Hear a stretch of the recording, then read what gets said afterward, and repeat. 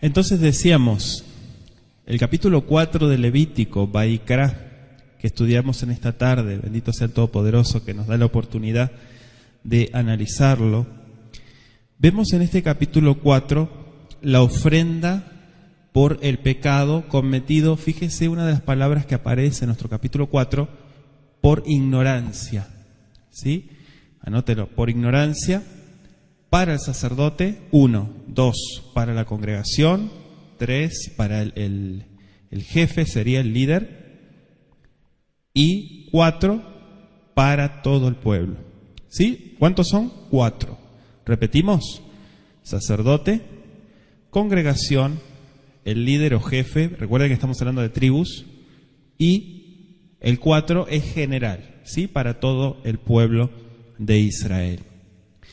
Vaidaber Yahweh Moshe Lemor, habló el Eterno a Moisés diciendo, Daveret bene Israel Lemor, Nefesh kitejeta beish gaga. Fíjese, aquel que pecare, dice, el alma que pecare, beish gaga, mikol mitzvot Yahweh, asher lo teasena beasame achat mena. De aquellos que no tenían, aquellos, está explicando el versículo, aquellas cosas que no tenía que haber hecho pero las hizo.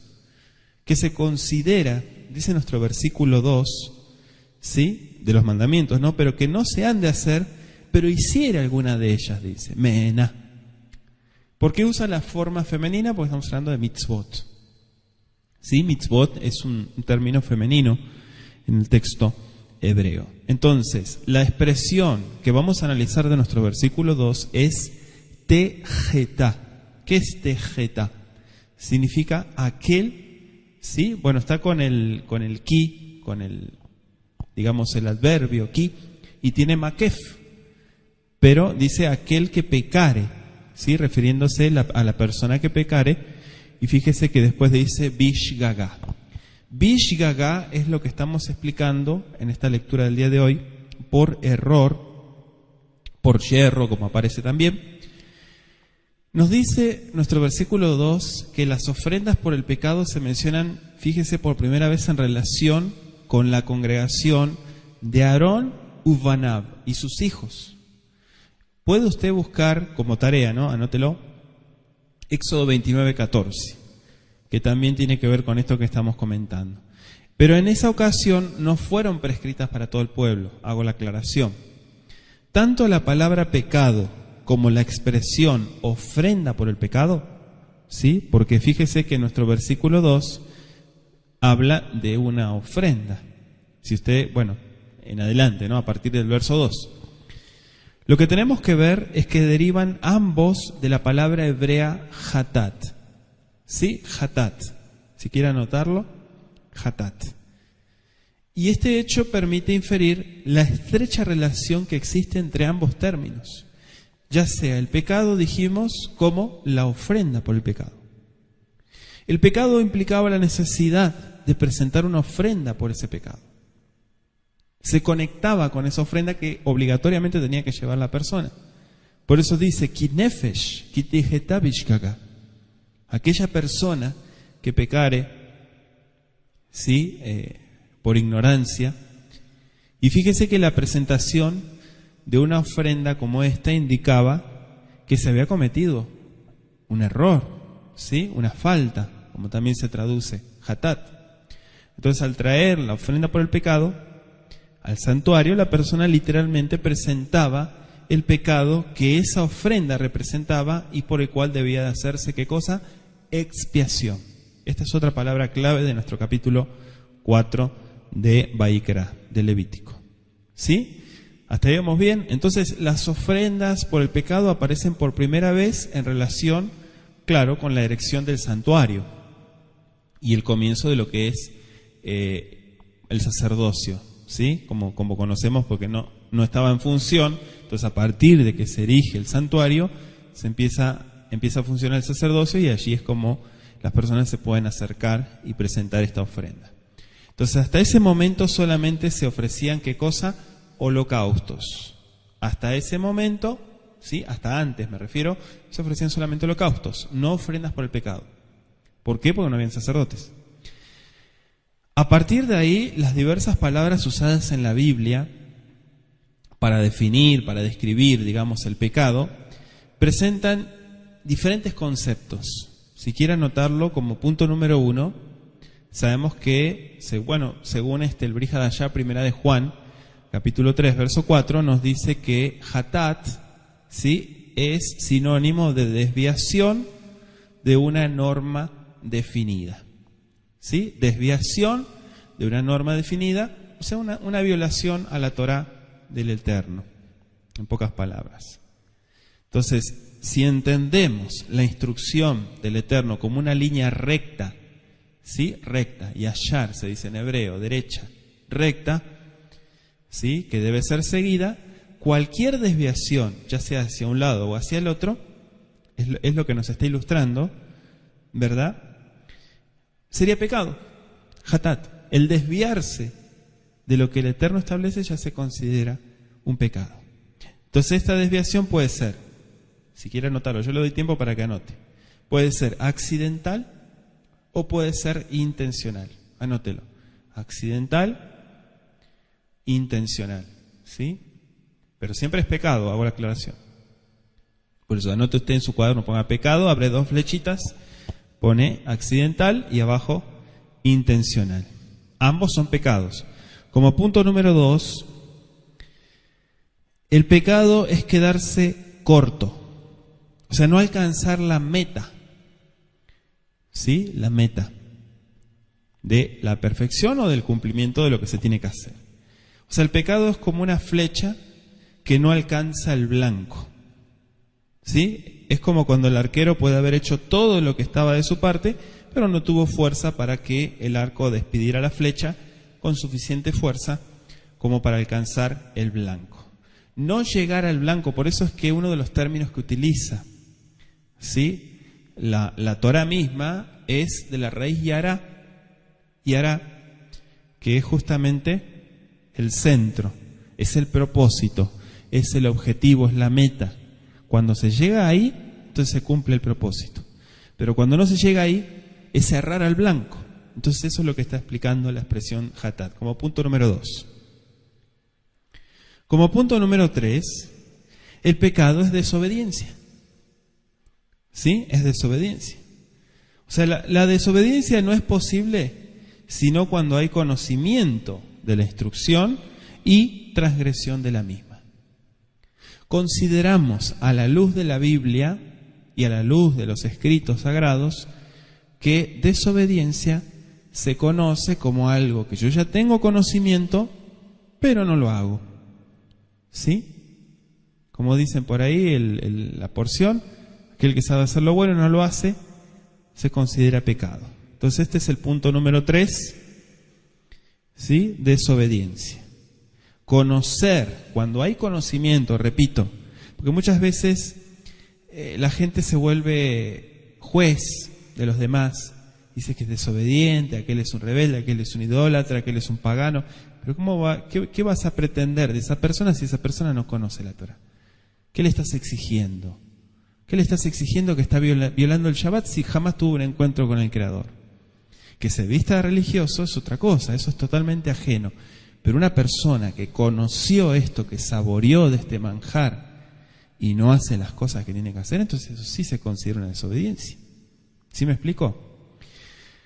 Esto es importante, entender estos conceptos, porque muchas veces la gente habla porque tiene boca nomás y dice un montón de disparates, pero no, acá lo importante es siempre, recuérdelo, siempre mirar lo que yo doy, no mirar lo que dan los demás. A usted no le importa, a mí no me importa lo que los demás hagan, lo que dejen de hacer, lo que a nosotros nos interesa es lo que estamos dando. ¿Sí? Por eso dice la Escritura, mírate como en el espejo. ¿Qué es lo que estás dando? No estás dando nada, entonces no tienes ningún derecho a hablar. Si estás haciendo las cosas, entonces aquel que da también tiene derecho a exigir, ¿sí o no? ¿Me explico? Entonces esto es muy importante porque se conecta con el tema de la desobediencia, que lo habla el libro de Levítico, y dijimos los dos tipos de pecados, el accidental y el intencional. Quiere decir aquel que sabiendo que estaba mal, lo hizo igual. ¿Seguimos? Entonces, dijimos que los diferentes grados de culpa también es un punto en la desobediencia. Todo trae consecuencia y la transgresión tiene su gravedad también. El que persiste en la desobediencia finalmente cometerá un pecado que se considera como imperdonable, ¿sí? Que es cuando la persona ya totalmente queda afuera, ¿sí? Y ya tiene conocimiento, pero obviamente tomó la decisión de dejar completamente y de volverse un enemigo del Creador, ¿sí? Pero obviamente para eso hubo un proceso, la persona conoció muchas cosas y por eso es peor, ¿sí? Esta condición. Como punto número 4, el pecado es ofensa, pero ofensa no contra la gente, contra el Creador, ¿sí? Mucha gente no se da cuenta, pero el Creador sí considera todo. El hombre puede pecar contra otros hombres, pero su primera y principal ofensa es contra el Creador, contra el Altísimo. Por lo tanto, la confesión debe hacerse siempre en primer lugar al Creador. En lugar de estar pidiéndole perdón a la gente, de estar hablando con la gente y todo eso, lo primero que hay que es sincerarse, primero con uno mismo y segundo con el Creador. Si esa conexión queda limpia, ¿sí? Queda pura, entonces sí se pueden hacer las cosas porque ahí hubo una restauración. Pero cuando las cosas se hacen al revés, es como aquel que se viste de apariencia, pero su corazón está podrido. ¿De qué sirve que ande con talí? ¿De qué sirve que ande con tzitzit si está mirando a todas las mujeres? ¿De qué sirve que hagan tantas cosas? ¿De qué sirve que se cubra la mujer la cabeza si está constantemente chismeando y está constantemente metiéndose en lo que no le importa? Entonces fíjese que siempre el Creador quiere que los cambios sean internos. Por eso cuando hablamos del tema del pecado, hablamos del tema de la ofensa, hablamos del tema de todo lo que desglosa este capítulo 4, siempre es importante. Acá lo estamos ilustrando con un animal que se presentaba, pero recuerde que el Creador lo que nos está simbolizando a través de esto es que la persona tiene que sacar lo que tiene adentro, no guardarlo, porque eso es lo que envenena el alma. ¿Me explico? Entonces, es ofensa contra el Creador, decíamos. Anótese Lucas 15, versículo 21. ¿Sí? Seguramente va a decir el hijo pródigo. Bueno, es un simbolismo, también entendemos que todo eso trae una gran enseñanza. Fíjese que cuando la confesión al Creador, no a los hombres, debe hacerse siempre en primer lugar, dijimos, al Creador. ¿Sí?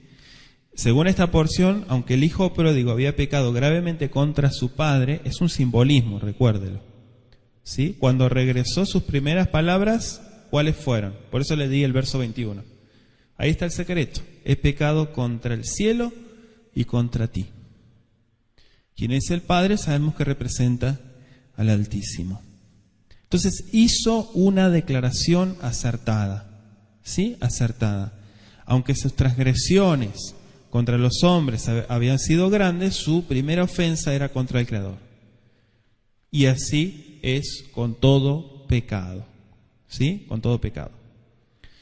Cuando usted ofende a una persona, cuando usted habla mal de una persona, en realidad se está metiendo con el Creador. ¿Me explico? A veces la persona no piensa en eso, es como el que habla chisme, ¿no? Dice tonterías, cosas que no edifican nada. Y cree que eso el Creador no lo escucha. Cree que es entre nosotros, aquí abajo hablamos. Pero en realidad el Creador escucha todo. ¿Me explico?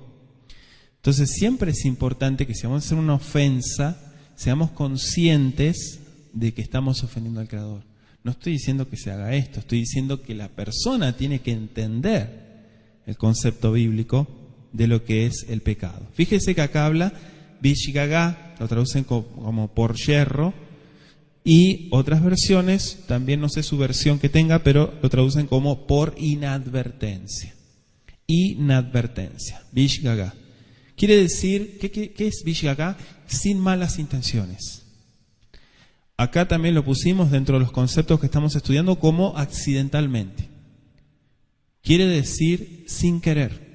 O sea, la persona no buscó eso. Por eso muchas veces, inadvertidamente, descuidadamente, sin pensar o por ignorancia. Bishgaga. ¿Sí? Shegaga es la ignorancia. Como tiene bi, sabemos que el bi es la preposición. Y fíjese que también dicen algunos de los mandamientos de Yahweh. Estoy en el versículo 2 todavía. O sea, esto se refiere especialmente al código de leyes que el pueblo ya conocía. ¿Cuáles son? Aseret Adibrot, los 10 mandamientos.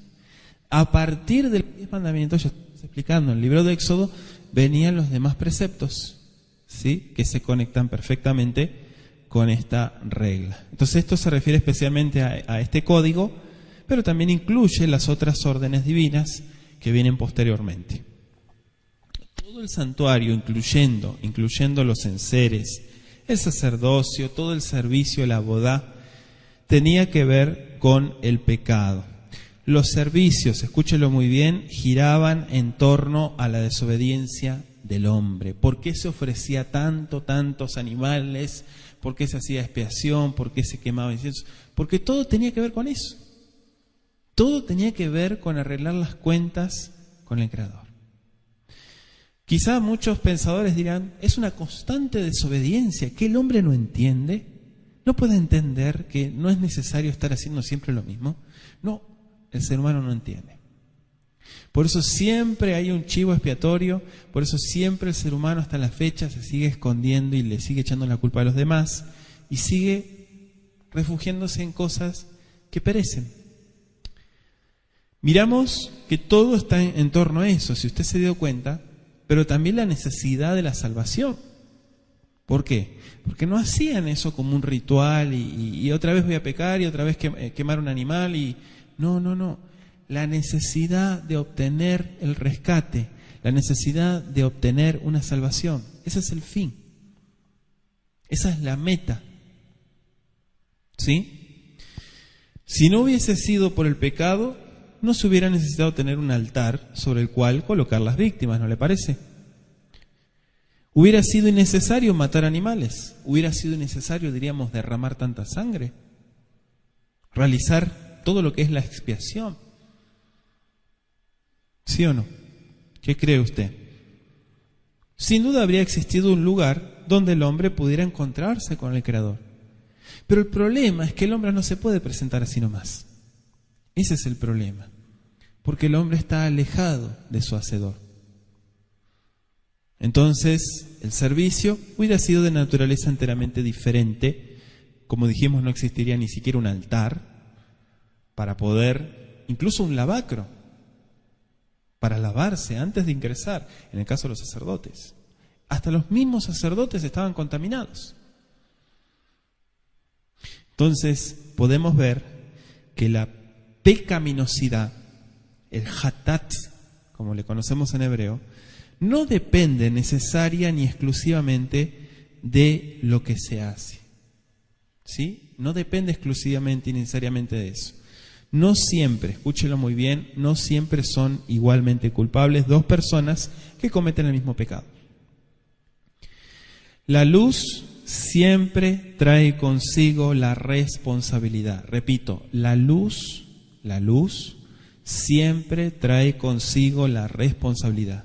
El mismo pecado cometido por un ignorante y por un hombre civilizado, ¿sí?, debe ser considerado y juzgado en cada caso desde un punto de vista totalmente diferente. Porque una cosa es una persona que se mete y dice, yo tomo compromiso, voy a hacer esto, voy a dar un paso adelante, voy a hacer tantas cosas. ¿Sí? Es consciente de lo que está haciendo. Pero así todo está faltando al Creador. Y otra cosa es una persona que está totalmente alejada. Que uno le habla, como dice Sheliach Shaul, el hombre natural, que no entiende. ¿Cómo vas a pretender que el hombre natural entienda? Para él es locura. Porque las cosas espirituales se tienen que discernir espiritualmente. Entonces no se puede pretender, por eso siempre la Biblia nos habla de una tolerancia y de también el discernimiento, entender. ¿Sí? Una cosa es que la gente te tome para la burla, para el chiste, y otra cosa es que la gente se acerque sinceramente. ¿Me explico? Por eso es importante discernir. Tu tiempo y mi tiempo es importante. Por eso que hay que hacerlo valorar. ¿Sí? Tu tiempo y mi tiempo es importante. Tenemos que hacerlo valorar. No podemos estar perdiendo el tiempo en tonterías. Todo se considera pecado, dijimos. Igual. Pero ¿cómo se tiene que juzgar? De manera diferente. O sea, el Eterno toma todo esto en consideración. Y fíjese que en este capítulo que estamos estudiando el día de hoy, capítulo 4 de Levítico, toma medidas para ello. Según esto, lo que podemos entender, hay cierta gradación, digamos, en los castigos impuestos por pecados cometidos por quienes están en niveles diferentes. Es por eso que la Biblia dice, aquel que más tiene, más se le demandará. ¿Sí? No es que se le va a demandar a todos por igual, aquel que más tiene, más se le demandará. ¿Hasta ahí vamos bien? Ok, entonces, aquel que ha recibido más luz, ¿qué es la luz? Es la revelación, es el conocimiento, es la claridad de ver las cosas espirituales. Entonces, ¿qué se espera de aquel que recibe más luz? Se espera más. Yo espero más de una persona que se dedica al estudio de la Torá, que se dedica a las cosas espirituales, que de una persona que está en otro canal. ¿Me explico? Aquel que vive en la ignorancia y que le gusta vivir en la ignorancia, ¿qué voy a pretender de esa persona? ¿Voy a pretender peras del olmo? No, no se puede. Entonces, en este capítulo, vuelvo a repetir, se consideran 4 clases de transgresores. Cada uno recibe el castigo según su posición. El pecado de una persona prominente afecta más a más personas que el de una persona menos distinguida. Por lo tanto, debe recibir un castigo más severo. Una cosa es una persona que está al frente, ¿sí? En el santuario, imagínense, ¿sí? Los que estaban, digamos, más conectados con la divinidad y con lo espiritual. Por eso dice nuestro versículo 3, y Makoema Mashiach, o sea, está hablando, y si el sacerdote, el ungido, dice, o sea, el que está en esto, que está dedicado a eso, y Ejetá leashmata am, fíjese, que está faltando, está en pecado. Veikrib el hatato, asher hatá, par ben abakar, tamim la Yahweh le hatat. Fíjese qué claro que es nuestro versículo 3. Si pecar ese sacerdote ungido, ese sacerdote consagrado, que fue dedicado al servicio, según el pecado del pueblo, dice que ofrecerá a Yahweh por su pecado que habrá cometido un becerro, ben bakar, quiere decir hijo de la vacada, ¿no? Está hablando de un animal joven, y lo degollará, sin defecto para expiación. Ahí está el punto que estábamos comentando.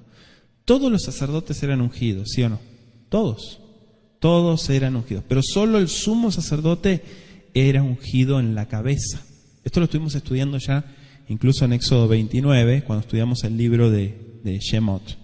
Éxodo 29, versículos 7 al 9, nos explica también la distinción entre un sacerdote regular y el sacerdote o el gran sacerdote de Israel, ¿sí? Que era ungido desde la cabeza. Por lo tanto, ¿sí? Por eso se lo llama el sacerdote ungido. Anótese de tarea también Levítico 8, 12 y 13. Entonces se lo designa como el sumo sacerdote entre sus hermanos, sobre cuya cabeza fue derramado el aceite de la unción. Eso lo estoy tomando de Levítico 21:10. Así está tal cual. ¿Sí? Tomado entre sus hermanos, sobre cuya cabeza fue derramado el aceite de la unción. Así aparece. Generalmente se lo llama simplemente el sacerdote, si analizamos y comparamos en los textos bíblicos. Solo 4 veces aparece como sumo sacerdote en los libros de Moisés. Y en cada caso la traducción literal del hebreo sería el gran sacerdote o el principal sacerdote. ¿Sí? Cohen Agadol significa gran sacerdote, o Gadol también es un adjetivo que significa principal. ¿Sí? Por su grandeza, por su estatus, a eso se refiere, no por el tamaño, Gadol de que es alto, no. Levítico 21:10 y Números 35, versículos 25 y 28, se lo dejo de tarea. Entonces fíjese que nuestro versículo 3 decía, Yehetale Ashmataam. ¿Qué significa Yehetale Ashmataam? Quiere decir que pecare, o según el pecado, podría ser del pueblo. ¿Qué quiere decir esto? Esto nos llama la atención porque si lo leemos en español, no sé si a usted le pasó, pero a veces en español entendemos otras cosas, ¿verdad? Y más a veces cuando nos acercamos a la Biblia con una mentalidad occidental. Por eso es imperativo conocer el idioma hebreo, porque en el hebreo vemos las cosas totalmente diferentes. Lo que se está refiriendo el texto hebreo cuando dice Yehetale Ashmataam y luego dice Veikriv, entonces se acercará para ofrecer, porque Veikriv es uno de los sistemas de construcción hebrea que es se considera como causativo, por eso es ofrendar, ¿no? Acercar, pero bueno, ofrendar. Pero volviendo al tema, lo que está diciendo acá es haciendo culpable al pueblo. ¿Sí? Por eso dice en imperfecto, ¿no? Dice Yehetá leashmatam, haciendo, con su pecado, haciendo culpable al pueblo. Entonces el texto de la Torá nos está diciendo que como esa persona se puso en ese lugar, tiene que cumplir su responsabilidad. Porque esa persona puede ser de tropiezo para el pueblo. Por eso yo le comentaba el otro día a una persona, le decía, las personas que se ponen al frente a enseñar Biblia tienen que ser personas muy responsables y conscientes de lo delicado que es la exposición de la palabra. No es simplemente enseñar un libro. Estamos hablando de cosas que se conectan con lo espiritual. Entonces hay que tener delicadeza, hay que tener tacto, hay que ser realmente honesto con lo que se estudia y con lo que se conoce y con lo que se expone. Porque si no, hay cualquier charlatán se pone a enseñar la Biblia, dice cualquier disparate, es más, ni hebreo estudian y se ponen a hablar, pero en realidad estamos hablando de algo que hay que entenderlo, que hay que procesarlo y que hay que digerirlo espiritualmente, ¿sí? No es simplemente un libro de historias, un cuento, no es eso. Aquí hablamos de muchas cosas que tienen un simbolismo. Haciendo culpable al pueblo. Fíjese, el sumo sacerdote representaba al pueblo.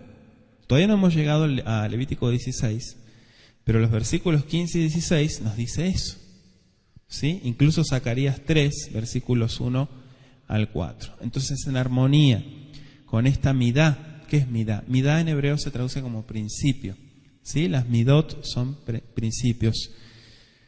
Los profetas siempre, escuche muy bien, se identificaban con los pecados del pueblo. Claro, como mensajeros de Elohim, reprendían al pueblo por sus transgresiones y cuando oraban, cuando le pedían al Creador, se acercaban a Él como si fuesen uno con el pueblo en los pecados que habían merecido el reproche. Ya hemos estudiado algunos de los profetas, ¿sí? Pueden visitarnos en comunidadcolshaddai.blogspot.com. Están las secciones de estudios de profetas y usted va a ver que siempre es lo mismo. Va a decir, pero tal profeta no cometió falta. ¿Por qué se pone al nivel bajo y vil del pueblo? Si en realidad él no hizo nada. Porque esto es lo que estamos comentando. Los profetas se rebajaban, se arrastraban en las cenizas, se hacían un montón de cosas para equilibrar e igualar este nivel. Obviamente ellos no eran culpables de muchas cosas, sin embargo padecían y mucho por causa de la rebelión del pueblo.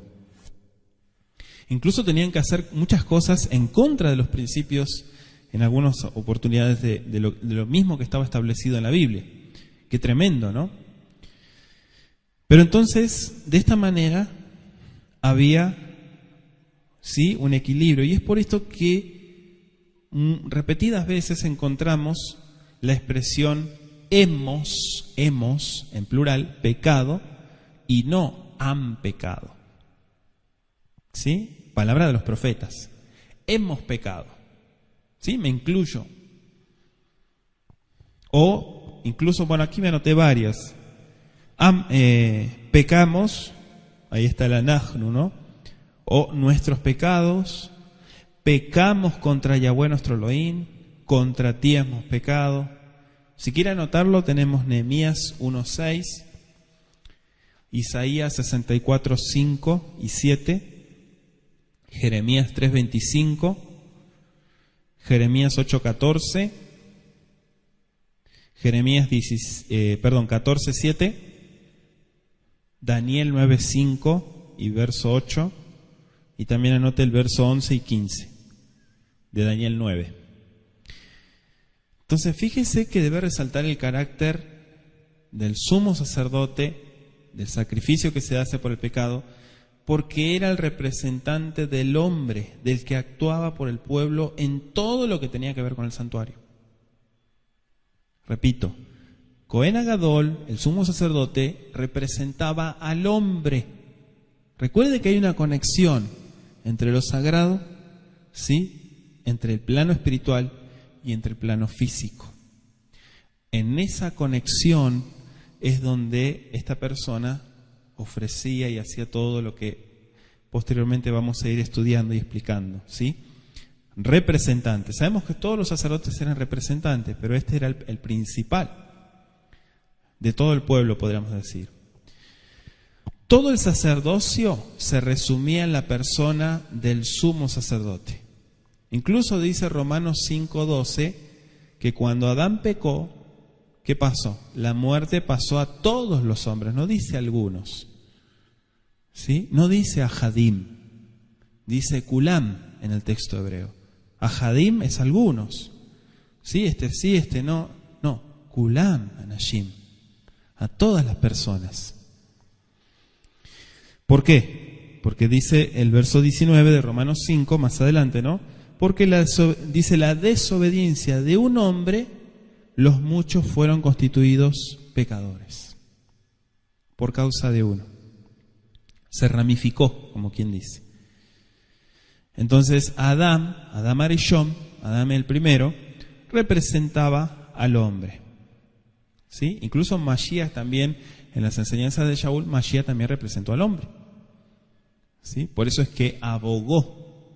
Y por eso Hebreos lo pone como Cohen Agadol, como sumo sacerdote. Porque vamos entendiendo, ¿sí?, para entender el Brit Hadashah, vamos entendiendo lo que dice la Torá.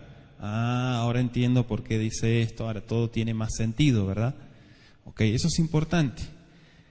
Adán Arishon, el primer hombre, era la cabeza de la humanidad. Y fíjese que 1 Corintios 15, versículos 45 al 47, nos dice que Mashiach, Yahshua, es el segundo hombre, el postrer Adán. ¿Sí? Incluso, bueno, después dice dueño, Adón del cielo. Es la cabeza de la nueva humanidad.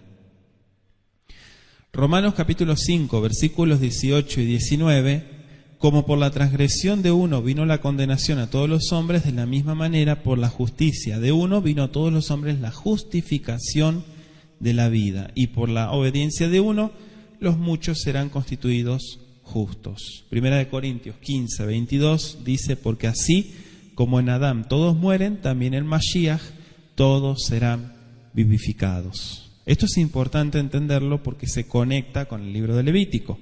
Cohen Agadol, el sumo sacerdote, que en un sentido especial es un simbolismo del Mashiach, ¿sí?, representaba al hombre, representaba a todo Israel, Kolaam, a todo el pueblo, ¿sí? Llevaba las cargas, llevaba los pecados del pueblo, llevaba la iniquidad de las cosas sagradas, llevaba sobre sí el juicio de Israel. Cuando él pecaba, Israel pecaba. Cuando el sumo sacerdote entraba en el santuario, lo hacía en nombre de todo el pueblo. Cuando él compadecía ante el Creador, ellos comparecían. ¿Sí? Esto es importante entenderlo. ¿Por qué? Porque representaba al pueblo y era el pueblo mismo en una persona. Entonces, cuando él pecaba, el pueblo pecaba. Y se le exigía presentar por su pecado, dijimos, el mismo sacrificio requerido cuando toda la nación pecaba. Esto es importante entenderlo, porque muchas veces la gente lo que menos quiere es responsabilidad. ¿Sí? Quiere las cosas fáciles, quiere que todo camine bien, que todo marche, pero recuerde que hay muchas enseñanzas espirituales de la Biblia que son totalmente aplicables hasta la fecha. Presentará un becerro sin defecto, es decir, machos o hembras podían usarse para la ofrenda del pecado, pero fíjese que dice que tenía que ser tamim.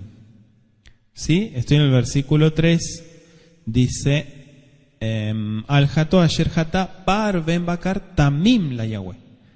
Tamim lo traducimos como sin defecto. Significa puro, viene de pureza. ¿Sí? No tenía ningún tipo de defecto. Así tenía que ser. Entonces el sumo sacerdote debía ofrecer un becerro por su pecado, tanto como por el pecado del pueblo. Levítico 4, verso 14. Pasamos al verso 4. De Evi et Paar el Petah Joel Moed Lifnei Yahweh Besamachet Yado Arosh Shapar Beshahat et Apar Lifnei Yahweh. Fíjese, pondrá su mano, dice, traerá el becerro a la puerta, ¿no? Pero dice la segunda parte, y pondrá su mano sobre la cabeza del becerro y lo degollará delante de Yahweh, Lifnei Yahweh. Esta era la misma ceremonia como en todos los otros sacrificios, salvo el que explicamos, el de aves, ¿sí? El de las aves. La imposición de manos no solo indicaba la dedicación del animal al Creador, sino que al apoyarse en su cabeza, quien ofrecía el sacrificio se identificaba con el animal y éste se transformaba en su sustituto. Todo tiene un significado, no es simplemente una ceremonia, un ritual. Las personas, incluso la semana pasada explicábamos que se recostaba, que se apoyaba, no simplemente tocaba, sino que entonces de esa manera sí se identificaba con ese animal. Y por la pureza de ese animal, entonces se hacía expiación. Dijimos que la imposición, estudiamos la semana pasada, que la imposición de la mano iba acompañada de la confesión del pecado, o el vidui, que le dicen en hebreo, que había ocasionado la presentación del sacrificio. Anótese Levítico 5:5. Este principio se aplicaba a todos los sacrificios por el pecado. Entonces, la acción de imponer la mano era significativa porque el pecador, al confesar su falta y apoyarse sobre la víctima, declaraba su fe en el Creador y proporcionaba un sustituto para que se llevara la culpa de su pecado. Entonces el castigo no era traer un sacrificio. El castigo era la muerte y era el animal el que sufría. ¿Sí?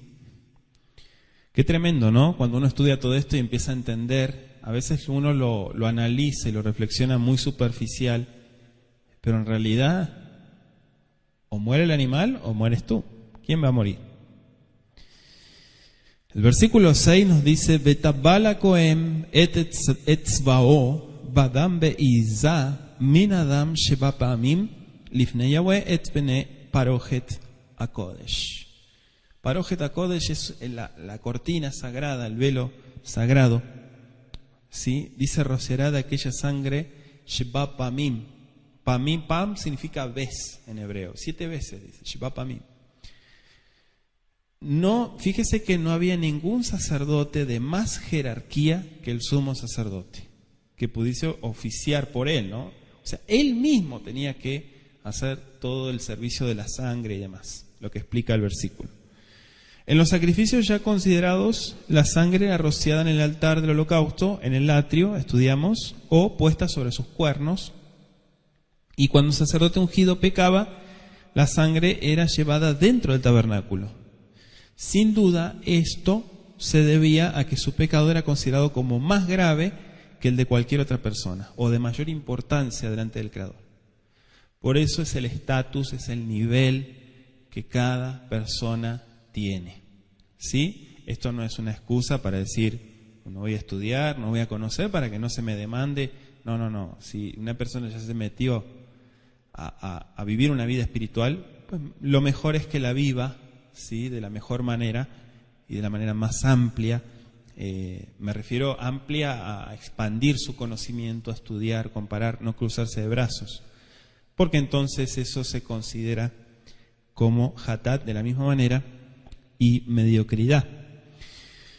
Entonces, tenemos que entender, según lo que nos comparan estos versículos, podemos comparar el versículo 7 también, que ahora lo vamos a explicar sobre los cuernos del altar, ¿verdad?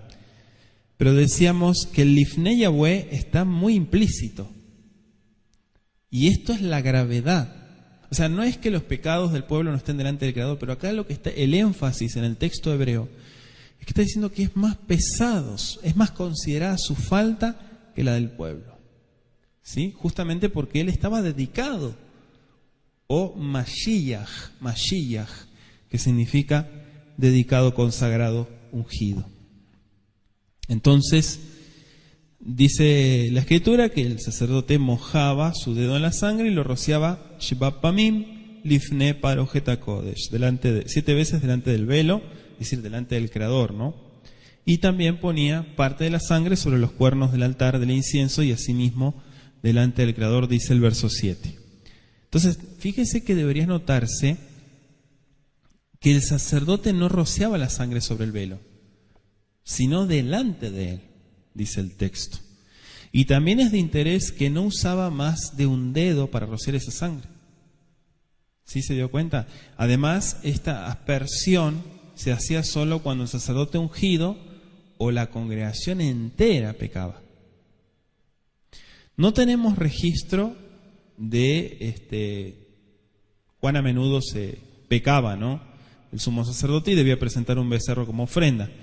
Pero suponemos que esto no acontecía con mucha frecuencia. No sucedía con frecuencia. Tampoco sabemos cuán a menudo pecaba todo el pueblo y tenía que presentar un becerro, pero suponemos que tampoco era algo frecuente. Es evidente que el pueblo pecaba a menudo, pero en forma individual, no general.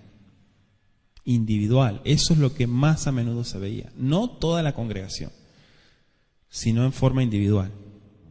Hay pocos incidentes registrados de pecados nacionales o pecados congregacionales, como también se les llama, como los que se consideran aquí. El único registro que vemos concreto de un incidente tal es el caso del Geta Egel, el pecado del becerro, que eso fue general, fue global. ¿Sí? Y obviamente eso trajo una calamidad sobre el pueblo impresionante, no solamente un retroceso, sino un estancamiento y tantas consecuencias de muertes y demás. Es cierto que hubo muchas, vamos a decir, conspiraciones, ¿sí? Donde todo el pueblo conspiró y cayó en, digamos, una desobediencia nacional. Pero, siendo que se debía presentar el sacrificio solo cuando se había arrepentido de sus pecados, no puede haber habido muchos casos, según lo que estudiamos. La aspersión de la sangre tenía relación con la Torá, que estaba directamente detrás del velo. Recuerden que estaba dentro del arca, ¿sí? Sin embargo, la sangre no llegaba hasta la Torá. No. El velo se interponía. Incluso en el servicio diario no había llegado el momento cuando el pecador debía enfrentarse con la Torá. Es decir, eso quedaba para el día de la expiación, que figuradamente era el día del juicio para todo Israel. Nosotros le conocemos como Yom Kippur o Yom Kippurim en plural, ¿sí? El día de las expiaciones o el día de los perdones. Anótese de tarea Hebreos 10, versos 19 y 20. Dice el verso 7, Benatana Cohen Minadam al Karnot Mitzvah Ketoret Asamim Lifnei Yahweh Asher Ve'oel Moed Bet Kol Adam Aparish Poch Et El Yesod Mitzvah Haolah Asher Petach Oel Moed. Petach o El Moed significa la puerta de la tienda de reunión. Es una expresión antigua, es bíblica, actualmente no se usa Delet. Pero Petach es también viene de la misma raíz Patach, pero es exclusivamente bíblica. Y se refiere a algo que se abre, ¿sí? Algo que se abre por el hecho de que el verbo abrir, liftoach, una puerta, ¿sí? Entonces así se le llamó. Era un lugar donde se ingresaba y se salía. Fíjese que dice sobre los cuernos del altar, versículo 7. Además dijimos de asperjar la sangre delante del velo, el sacerdote también ponía parte de la sangre sobre los cuernos del altar, pero fíjese que dice, no dice Mizbah Haolá, dice Mizbah Ketoret Asamim, ¿sí? Del incienso aromático, Samim. Allí pondría, ¿sí?, la sangre en ese altar. Al hacerlo, nos dice la Biblia que tocaba cada cuerno y dejaba la huella de la sangre con su dedo. Como quien dice, registrando así el hecho de que se había cometido un pecado y que se había ofrecido el sacrificio. La sangre que colocaba sobre los cuernos era de un animal que llevaba la culpa del pecado, nos dice este capítulo, y por lo tanto era sangre cargada de pecado. Entonces esto exigía que se hiciese sobre sus cuernos, anótese Éxodo 30, verso 10, y expiación una vez al año, dice Éxodo. La parte de la sangre que no se usaba, dice que era vertida en la base del altar del holocausto. Se llevaba afuera y ahí tenía una base donde corría, eran como canaletas pequeñas que corría la sangre, ahí se echaba el resto. No la podían echar en cualquier lado. Recuerde que esto era algo muy, muy ceremonial y con mucho contenido espiritual. Dice nuestro versículo 8, Betkol Helev, y toda la grosura, ¿sí? El Helev lo estudiábamos la semana pasada.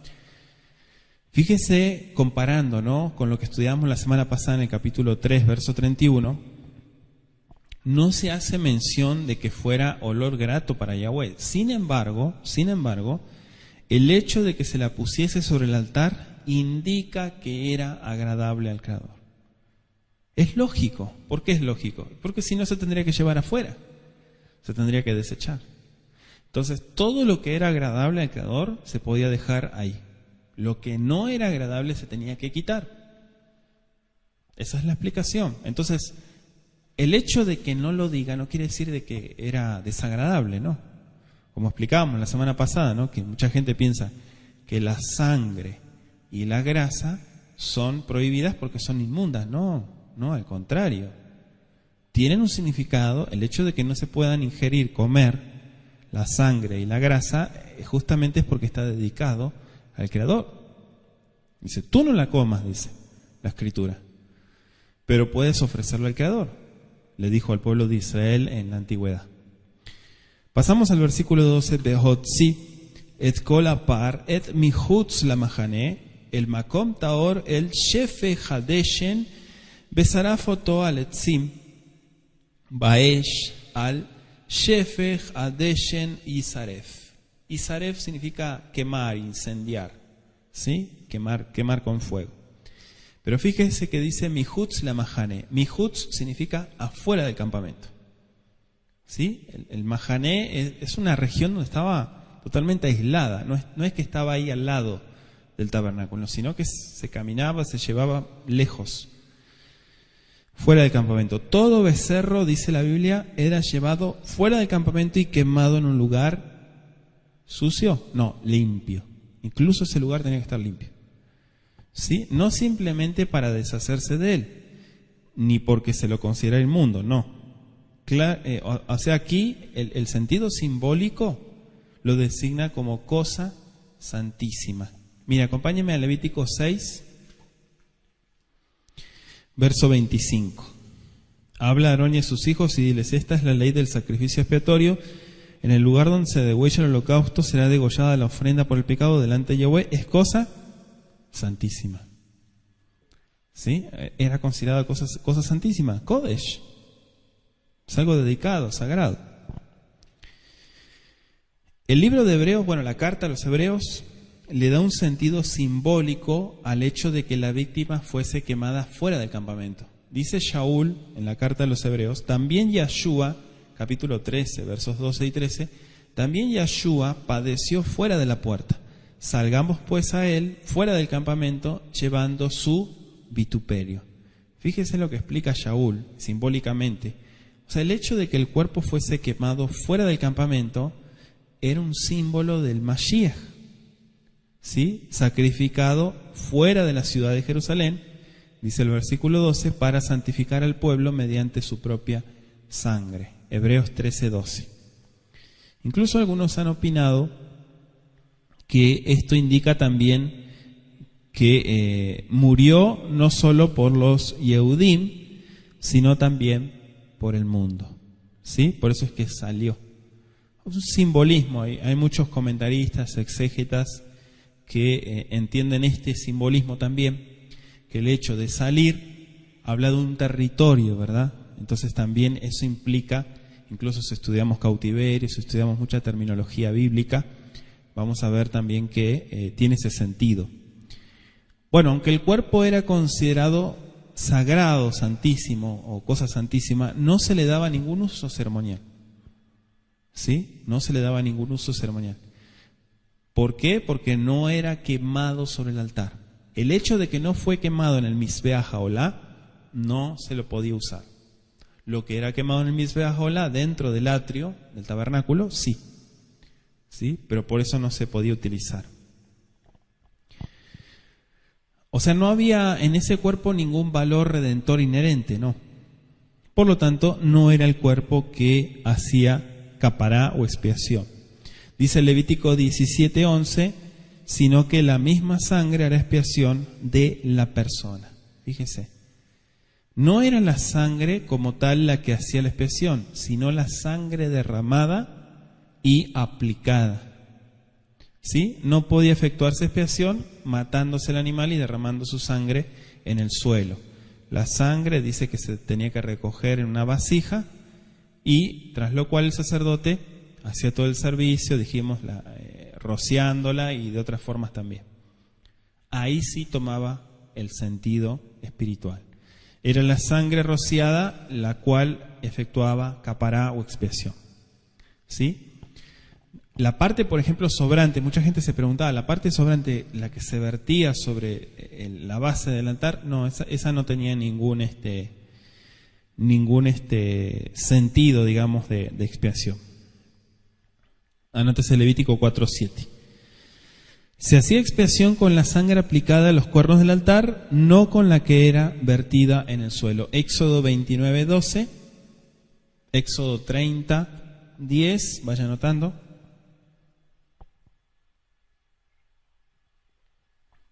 Levítico 4, verso 7, verso 18, verso 25, verso 30 y verso 34, que están en el estudio del día de hoy. ¿Sí? Lamentablemente mucha gente habla de la sangre derramada, entre comillas, a la ligera, ni siquiera entienden lo que están diciendo, ¿no? Cuando se refieren a Mashiach. Y en realidad se olvidan de la sangre rociada. ¿Sí? La sangre rociada, que era la única que podía efectuar la expiación. La sangre derramada era la sangre no utilizada, que se vertía al pie del altar luego de haberse completado la expiación. De hecho, Shaul, en Hebreos 12:24, habla de la sangre rociada, no derramada. Son dos verbos diferentes. Es decir, la sangre usada para el servicio es la que tiene efecto, no la que no se usa. La que se usa es la que hace el efecto. Incluso cuando fue instituida Pesaj, o Pascua, como algunos lo conocen como Pascua, Pesaj, se le ordenó al pueblo de Israel que matara un cordero y que pusiera su sangre en las jambas, ¿sí? Mezuzot, el dintel, así se traduce, de la puerta. Eso está en Éxodo 12:7 y versos 22 y 23. El Eterno, Kadosh Baruj Hu, no prometió que los primogénitos se salvarían por haberse dado muerte al cordero. La salvación ocurría, ya lo hemos estudiado, pero la salvación, nos dice la Biblia, ocurría milagrosamente porque se había aplicado esa sangre. No porque mataron el cordero en sí no hacía nada. Se aplicaba la sangre, eso era el efecto, tomada de un animal. ¿Me explico? Esto es importante para avanzar un poquito en el estudio bíblico y en los conceptos que utiliza la Escritura. Recuerde que está llena, cargada de simbolismo, pero es importante que el estudiante de la Biblia entienda todo esto. Muchas veces la gente se va por las cosas externas, pero se olvida del propósito. Cuando la persona no hace el propósito, pero tiene las cosas, tiene las herramientas, pero no hace nada, no sirve de nada, no hace ningún efecto. ¿Me explico? Yo puedo tener muchas Biblias, pero si no las estudio, si no las aplico, de nada. A mí no me va a hacer nada tener una biblioteca llena de Biblias, llena de comentarios, llena de traducciones, llena de libros de hebreo. No me hace, eso no sirve para nada. ¿Sí?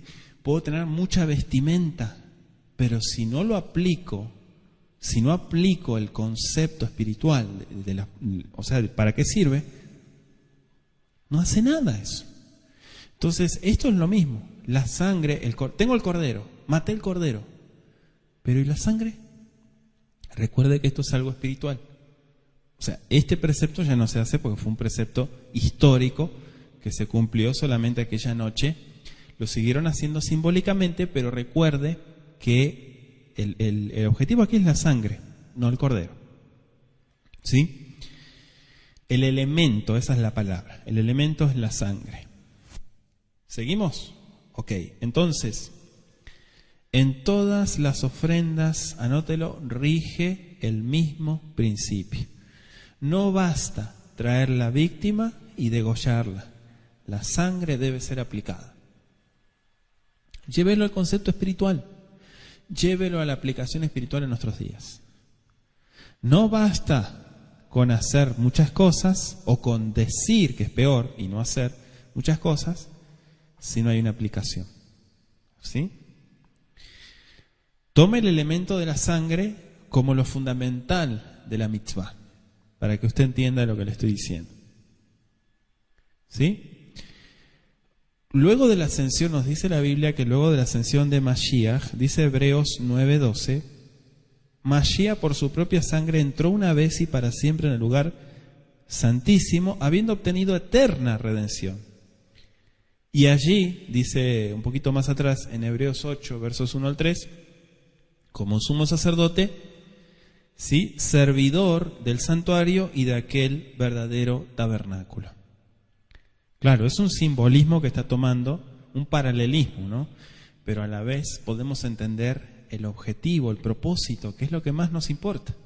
No los elementos, sino que se cumpla lo que dice. ¿Sí? Entonces, sirve en nuestro favor, dice la Escritura. Y esta fase del servicio que dio Mashiach es tan necesaria para nuestra salvación como lo fue incluso para nuestros hermanos, para nuestros padres que vivieron en Egipto, que salieron de Egipto, aquella sangre que fue rociada de aquel cordero. Fue indispensable, porque sin esa sangre no podían haber sobrevivido. Entonces, de la misma manera, la misma importancia, tenemos que entender lo que compara el texto bíblico. La sangre, en el gran día de expiación, incluso, era el punto culminante del servicio anual. Fíjese, anual. Y era muy importante degollar la víctima. Sin ello no habría sangre para el servicio, pero se alcanzaba la culminación de esta ceremonia cuando el sumo sacerdote entraba en el lugar santísimo con la sangre del macho cabrío, la Yahweh o la Adonai, así se le llamaba, que era dedicado a Yahweh. Anótese de tarea Hebreos 9:25, y en una forma similar, Mashiach, dice Hebreos 9:12, por su propia sangre entró una vez para siempre en el lugar santísimo. Entonces todo esto fue esencial. Tenemos que entender el significado espiritual, pero también la aplicación. Versículo 13, vamos a Levítico 4:13. Vein kol adat Israel, yishgu ben elam dabar bene akal, Ve'asu achat mikol mitzvot Yahweh, asher lo te'asena ve'ashemu. Toda la congregación. Aquí si usted mira el texto hebreo dice ve'im kol adat. Tiene la conjunción bab, pero también tiene el condicional. Ve'im kol. Y si toda la congregación. Esto es lo que explicábamos al principio.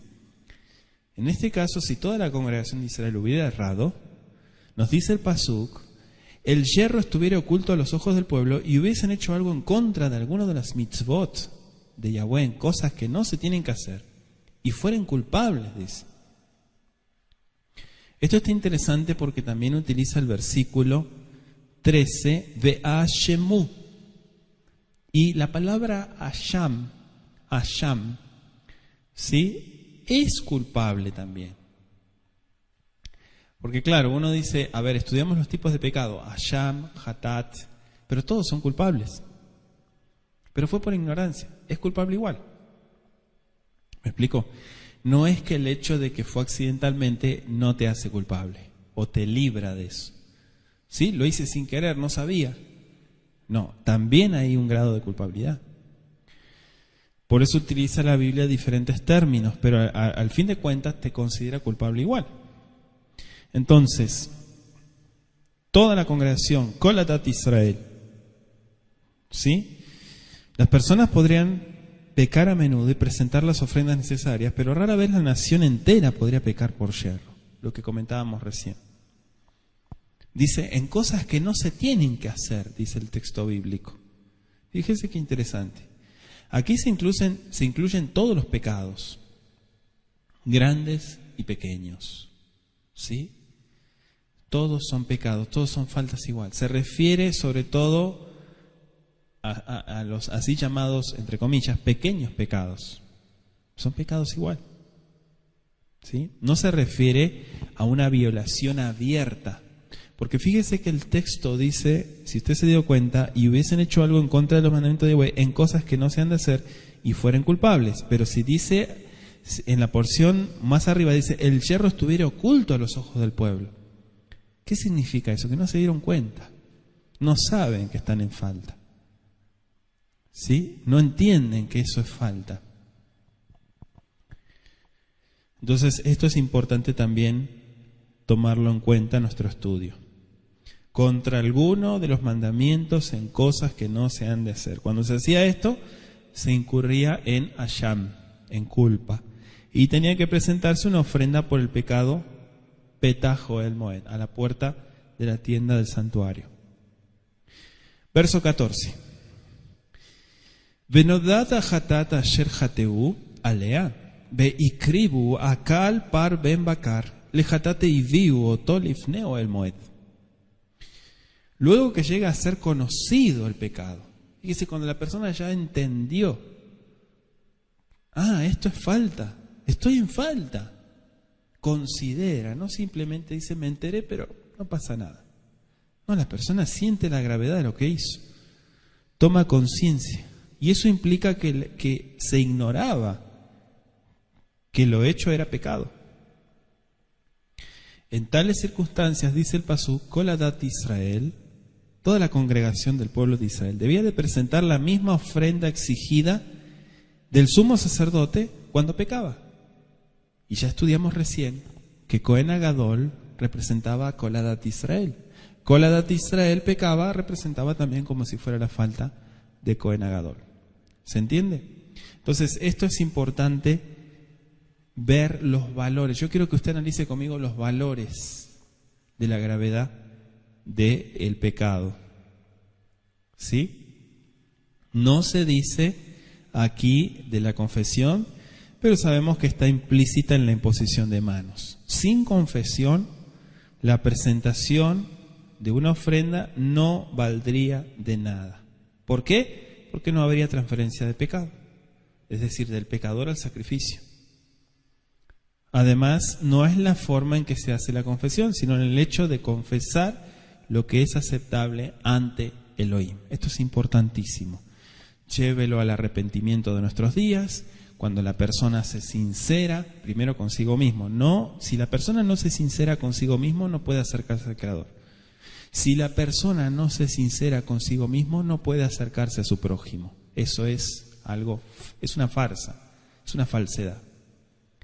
Por eso cuando llega Yom Kippurim, muchos golpeándose el pecho, perdóname por esto, perdóname si te ofendí, pero no se sinceran ni siquiera con ellos mismos. Entonces todo eso es falso, no sirve de nada. Esto es importante que lo tome como un concepto bíblico de lo que desprende nuestro libro de Levítico. Versículo 17.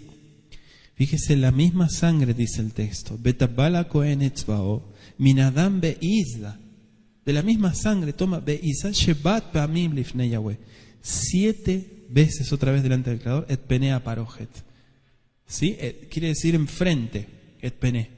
El rostro, se refiere a la faz del velo. Este servicio de la sangre era la misma que en el caso del sacerdote que pecaba, de nuestro versículo 7 que ya vimos, puesto que el sacerdote usaba solo un dedo para realizar todo lo del servicio de la sangre. Se usaba solamente una pequeña porción de la sangre del becerro en este caso. Verso 19. Betkol helvo, acá está hablando del heleb, ¿no? Helvo. Yarim mimenu beiktir mitzveja, a mitzveja. Fíjese que dice la grosura, nuestro versículo 19, será quitada, ¿no?, de ella toda la grosura y la hará arder sobre el altar. Literalmente dice sobre su altar, porque acá está hablando de la pertenencia del Creador. Acabado el ritual de la sangre, dice la Escritura que el sacerdote quitaba toda la grasa del becerro, y siguiendo el mismo procedimiento como en el caso de que hubiese pecado el sumo sacerdote. Versos 6 al 8 ya lo estudiamos. Pasamos al verso 20, vamos a avanzar. Ve asá la parca ayer asá lefara hatat ken yaselo. Ve hiper aleem a Cohen, y dice el texto benislach laem. Fíjese cómo explica, así hará, o de la misma manera, el sacerdote expiación por ellos. O sea, en el caso del sumo sacerdote ungido, que ya dijimos, no se dice nada de expiación ni de perdón. Indudablemente recibía el perdón, como los otros, ¿no?, cuando confesaba sus pecados, pero pareciera que por el servicio del sumo sacerdote, de la sangre, ¿no?, su propio sacrificio, un hombre podía hacer expiación por sí mismo. Y de ahí que se omita esta declaración. Pero en el caso del pueblo, o Koladat Israel, como dijimos, la congregación, el sacerdote debía hacer expiación laem, dice. ¿Qué es laem? Por ellos. ¿Sí? Y entonces obtenían perdón. ¿Se entiende? Yo sé que usted va a repasar este tema, lo va a escuchar de vuelta. Hay muchos temas que hay que analizarlos y comparar muy bien. El ritual de llevar el becerro fuera del campamento para quemarlo en un lugar limpio, como dijimos, era el mismo que se efectuaba en el caso cuando el sumo sacerdote pecaba. En resumen, estamos viendo lo que explicamos del sumo sacerdote, ahora con la Koladat Israel es lo mismo, por lo que simbolizaba y representaba cada uno.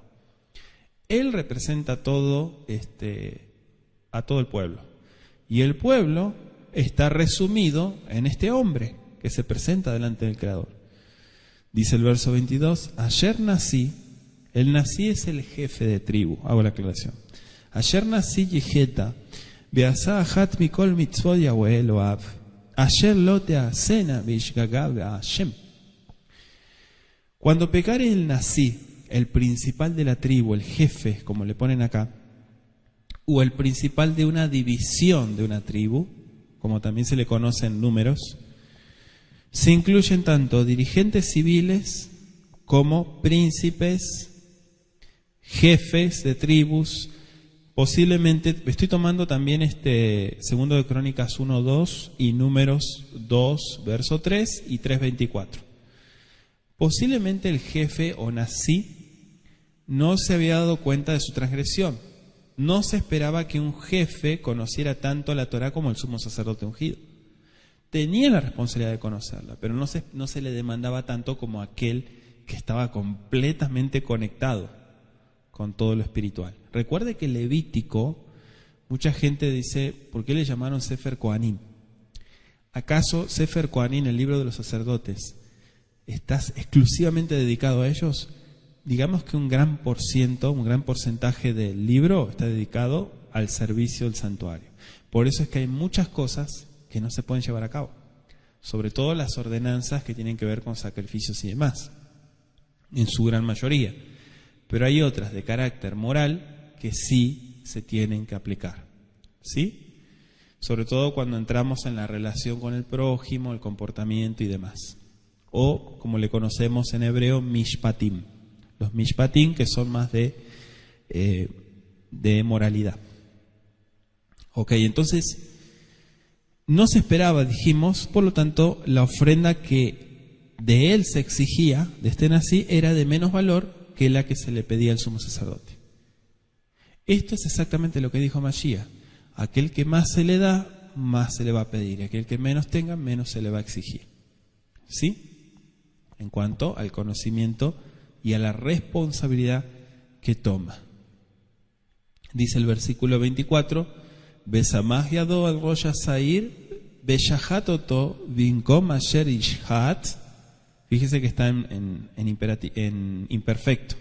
Eta ola lifnei Yahweh hatat u, dice. Es pecado. El u, muchas veces, que es un pronombre personal, muchas veces significa es. Y eso, bueno, para aquellos que estudian hebreo, saben que según la ubicación de las palabras va a ser la interpretación. Pondrá su mano. ¿Quién?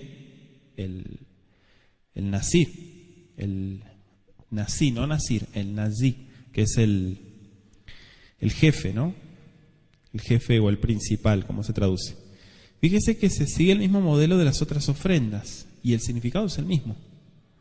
Al poner sus manos sobre la víctima, el pecador se identifica con ella y le transfiere sus pecados por confesión y la presenta como su sustituto. Verso 25, Belakaja Cohen Midam, tomará el sacerdote la sangre, Ahatat del pecado, Betzbao, Beratat al Karnot Mitzvah. Entonces la pondrá sobre los cuernos del altar, Aolá, del sacrificio, Be'etdamo, Ishpoch el Yesot, Misbah Aolá. Qué interesante que la sangre, nos explica este pasuk, del macho cabrío incluso, es diferente de la del becerro. En este caso el sacerdote no lleva la sangre al santuario, sino que la recoge en una vasija y la lleva al altar del holocausto. ¿Sí? Y allí aplica con el dedo la sangre a los cuernos del altar. Dice el verso 26, quemará, fíjese el verbo, quemará. Betkol helbo yaktira mitzbeha, que hele se baja shelamim, y ejipera lava cohen, dice mejatato benishlachlo. Bueno, aquí está, fíjese que el heleb, decíamos la grosura, se tenía que quemar. En todos los casos, ya fuera holocausto, ofrenda shelamín, ofrenda de paz, ofrenda por el pecado, que es la que estudiamos hoy, toda la grasa que se podía sacar era quemada sobre el altar. Sobre todo la grasa que rodeaba los órganos, ¿no? Se quitaba completamente. Entonces con esto el sacerdote terminaba su tarea en favor del jefe que había pecado y el cual se iba perdonado. Aquí no aparece ninguna instrucción en cuanto a lo que se debía hacer con el cuerpo de la víctima, ¿no? Según el capítulo 6:26 de Levítico, el sacerdote recibía la carne y debía comerla en el lugar santo, ¿sí? Ingresar. O también en el atrio del tabernáculo de reunión. ¿Sí? Estoy tomando también de otros capítulos para también comparar. Verso 27. Ve'im nefesh achat deheta beishgaga me'ama haaretz va'asota achat bimitzvot Yahweh asher lo teseana be'ashem. También es culpable, dice. Aquí habla de cualquier persona del pueblo. ¿Sí? Acá hablamos de lo que decíamos, lo individual. El procedimiento era igual que en el caso del jefe. ¿Sí? Uno del pueblo era tomado como el jefe. Y el pueblo completo era tomado como Cohen Agadol, como el sumo sacerdote. Con la expiación de que la persona debía presentar una hembra y no un macho. Eso es un detalle también para tomar en cuenta. Según el simbolismo bíblico, recuerda que hay que comparar y estudiar muchos puntos. Según el simbolismo bíblico, muchos dicen, Lama nekeba, beim lo zahar. ¿Por qué hembra y no macho? Se preguntan muchos. Porque en realidad se consideraba de menor valor a la hembra que al macho en los animales. Por lo tanto, era más fácil conseguirla. ¿Sí? Entonces, todo tiene un simbolismo y tiene una explicación, ¿verdad? El ritual de la sangre y la eliminación de la grasa era igual al prescrito para los jefes que habían pecado, los versos 23 al 26. Y por último dice nuestro verso 31, Bet kol helva yasir kasher usar heleb meal sebah shelamim be'iktira kohen mitzveja lereach nijoach la Yahweh. Es olor grato a Yahweh, dice. Bejiper alav a kohen benislachlo. Entonces, a la expiación. Pero fíjese que otra vez, nijoach la Yahweh. Dijimos que es olor grato, agradable, significa a Yahweh. Siempre que se quemaba la grosura sobre el altar, debe haber sido aceptable a Elohim, porque nunca se permitía cosa inmunda sobre el altar. Verso 32, Inkeves yavi korbano, lejatat nekeba temimá y eviena, dice el texto. Si trae un kebesh, ¿qué es un kebesh? Un cordero. ¿Sí? Anótese también, aquí vamos viendo los animales para los sacrificios. Un cordero costaba menos aún que una cabra, y por esta razón se esperaba que un hombre pobre presentase un cordero. Hablo en valor monetario, costaba menos. El cordero era la ofrenda del pobre, y es significativo que repetidas veces se llama al Mashiach, ¿sí? Kebesh Elohim, cordero de Elohim.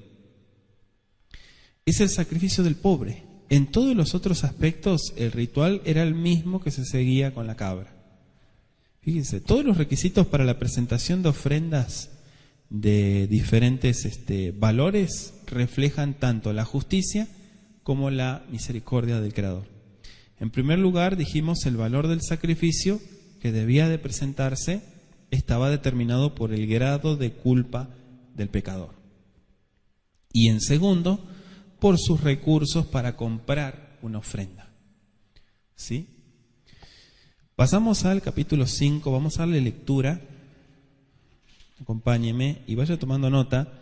Dice, si alguno pecare por haber sido llamado a testificar y fuere testigo que vio, supo y no lo denunciare, él llevará su pecado. Asimismo, la persona que hubiere tocado cualquier cosa inmunda, sea cadáver de bestia inmunda, o cadáver de animal inmundo, o cadáver de reptil inmundo, bien que no lo supiera, será inmunda y habrá delinquido. O si tocare inmundicia de hombre, cualquier inmundicia suya, con que fuere inmundo, y no lo echare de ver, si después llegare a saberlo, será culpable. O si alguno jurare a la ligera con sus labios hacer mal o hacer bien, en cualquier cosa que el hombre profiere con juramento, y él no lo entendiere, si después lo entiende, será culpable por cualquiera de estas cosas. Cuando pecare en alguna de estas cosas, confesará aquello en que pecó. Y para su expiación traerá a Yahweh, por su pecado que cometió, una hembra de los rebaños, una cordera, una cabra como ofrenda de expiación, y el sacerdote le hará expiación por su pecado. Y si no tuviere lo suficiente para un cordero, traerá a Yahweh en expiación por su pecado que cometió 2 tórtolas o 2 palominos, el uno para expiación y el otro para holocausto. Y los traerá el sacerdote, el cual ofrecerá primero el que es para expiación y le arrancará de su cuello la cabeza, mas no la separará por completo, dice.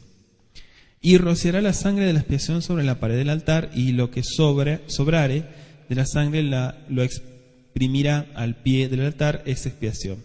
Y del otro hará holocausto conforme al rito, así el sacerdote hará expiación por el pecado de aquel que lo cometió y será perdonado. Mas si no tuviere lo suficiente para 2 tórtolas o 2 palominos, el que pecó traerá como ofrenda la 10ª parte de un efa de flor de harina para expiación.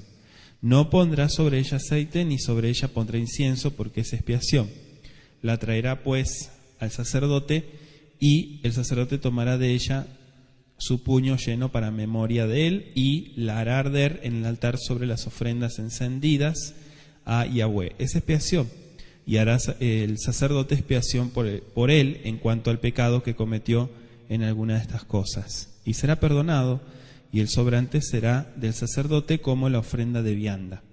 Habló más Yahweh a Moisés diciendo: cuando alguna persona cometiere falta y pecare por yerro en las cosas santas de Yahweh, traerá por su culpa a Yahweh un carnero sin defecto de los rebaños, conforme a tu estimación, en ciclos de plata del ciclo del santuario, en ofrenda por el pecado, y pagará lo que hubiere defraudado de las cosas santas, y añadirá a ello la quinta parte, y lo dará al sacerdote, y el sacerdote hará expiación por él con el carnero del sacrificio por el pecado, y será perdonado. Finalmente, si una persona pecare o hiciera alguna de todas aquellas cosas que por mandamiento de Yahweh no se han de hacer, aún sin hacerlo a sabiendas, es culpable y llevará su pecado. Traerá pues el sacerdote para expiación, según tú lo estimes, un carnero sin defecto de los rebaños, y el sacerdote le hará expiación por el yerro que cometió por ignorancia, y será perdonado. Es infracción, ciertamente delinquió contra Yahweh. Palabra del Eterno. Fíjese todo lo que trata este capítulo. Seguimos con el tema del pecado, ¿no? El pecado del que oculta lo que sabe en un juicio, del que toca una cosa inmunda, del que jura la ligera. También vemos la ofrenda de expiación del rebaño, de aves, de harina, ofrendas por el pecado, de lo que se conoce como el sacrilegio, ¿sí? Pueden buscar esa palabra, y por pecados cometidos por ignorancia. Seguimos con el tema de la ignorancia. Sí, dice nuestro versículo 1, Benefesh, y la persona, fíjese que tiene la bab consecutiva, ¿no? Benefesh kitejeta, beshamea, kola la veu, et oraa, o yada imlo yagit, benasa abono. Esto es importante porque si alguno comete falta, dice, y ahora vamos a explicar la segunda parte. Fíjense que en la Biblia hebrea los versos, si usted mira los versos del 1 al 13, forman parte del capítulo 4. Y también tratan de ofrendas por el pecado. Sin embargo, las ofrendas consideradas en estos versículos son algo diferente de las del capítulo 4. Es como que hubo una separación, si se da cuenta. ¿Sí? Son casos fronterizos entre ofrendas por transgresiones y ofrendas por el pecado. Y participan también de la naturaleza de ambas ofrendas y usan los dos nombres en forma indistinta. Por eso dice, por haber sido llamado a testificar. Y utiliza la palabra kolalabeu et, ¿sí? A ser testigo. Literalmente ed es testigo. Bueno, acá está hablando de un proceso judicial en el cual se convocaba a los testigos para que dijeran lo que habían visto o lo que habían oído, y uno de ellos se niega a testificar y es declarado Asham, culpable. Algunas veces tenemos que cumplir deberes desagradables, deberes que desearíamos evitar, situaciones donde tenemos que abrir la boca y actuar. Eso de a mí no me compete, a mí yo no quiero problemas con nadie, fulano dijo tal, yo lo escuché pero hago oído sordo, hago la vista gorda, eso es totalmente desagradable delante del Creador. Y es lo que todo el mundo hace. ¿Sí? Yo a veces veo esas situaciones en el día a día, en lo cotidiano, y uno dice, ¿a qué se llega con eso, no? Que no será en la gente que supuestamente está guardando preceptos, que hace lo mismo, ¿verdad? Entonces, aquí hablamos de testificar y que muchas veces nos toca hacer cosas que no queremos, ¿sí? Pero tenemos que hacerla igual. Y ese es nuestro compromiso, nuestra responsabilidad con la verdad, con la lealtad, con la transparencia. Al decir la verdad, debemos cuidar de no imputar motivos y juzgar de esa manera a nuestro hermano en este caso. Se debe tener cuidado de que los hechos sean reales y no conjeturas. Las pruebas circunstanciales pueden señalar el cambio hacia la verdad, pero también pueden conducir a conclusiones erróneas. Por eso es importante sincerarse, ser transparente y decir las cosas, aunque nos ganemos 10.000 enemigos, no importa. Eso no nos debe de importar a nosotros. ¿Por qué? Porque en realidad todos esos 10.000 enemigos son gente deshonesta, gente hipócrita. Entonces, ¿quién quiere estar rodeado de hipócritas? Nadie, ¿verdad?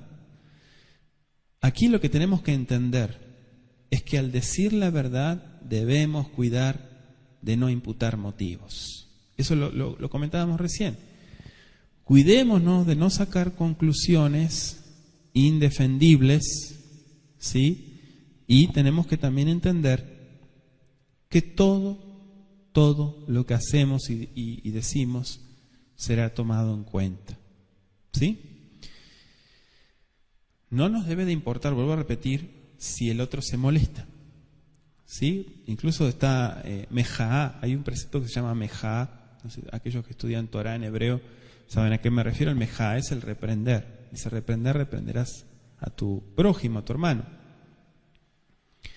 Entonces esto es importante. Fíjese que lo que la Biblia nos está diciendo es evitar injusticia. Si eres un filtro de la injusticia, Baruch Hashem, Yitbaraj Shemo, bendito sea el Creador. Pero si la injusticia te brinca, te pasa como si nada, porque no tienes, como dice Isaías, son perros mudos que no ladran, no dicen nada, ¿sí? Les pasan las cosas y se quedan callados. Entonces, acá lo importante es tomar el principio de lo que dice la Escritura. Son llamados a un proceso judicial, no se pueden quedar callados, si es que vieron o oyeron algo. Dice nuestro versículo 2, Onefesh asher tiga bechol davar, Tamé o beniblat hayatemea, o beniblat behematemea, o beniblat sheretz tamé, benelam mimenu veu tamé beashem. También tiene este punto. Tenemos que entender que ritualmente, en cuanto al santuario, esto hago la aclaración en paréntesis, ritualmente todos estamos impuros en cuanto al servicio del santuario. Eso de que yo estoy completamente puro, yo estoy completamente dedicado, eso es totalmente imposible. ¿Por qué? Punto número 1, porque el santuario no está en pie. Punto número 2, porque hay exigencias que no se pueden cumplir. Punto número 3, porque aquí podemos hacer esa separación, esa distinción de lo que le toca al servidor, sacerdote, literal sacerdote, que oficiaba en el tabernáculo y posteriormente en el templo de Jerusalén. Cosa inmunda, fíjese que la pone el versículo 2 como davar tamé. Davar tamé, ¿sí?